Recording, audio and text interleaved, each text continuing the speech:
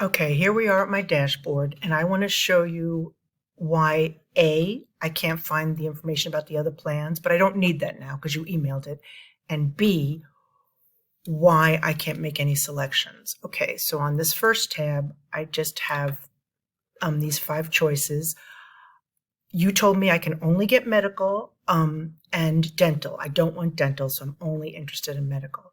So if I click View More, I get this screen, which has this choice here, which I can open up, and this gives me the information about the plan I have this year, the $2,000 plan. So that's good, but I don't see the information for the other plans, and down here is dental, vision, life, blah, blah, blah. So none of this helps me. If I go to Actions, I get View Current Enrollment, which has this document, which is different from the other one, but it still looks like it's just the one plan. And then I can go down here and it's all the stuff that I'm not even eligible for, right?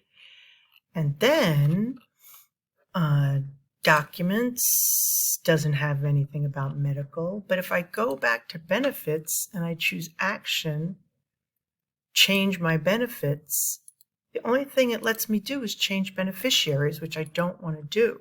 It doesn't lets me view my current enrollment, which brings me back to the benefits tab, but I don't, view open enrollment brings me back to the benefits tab. You see what I mean? This is not clear. I don't see what I need, so I hope you can help.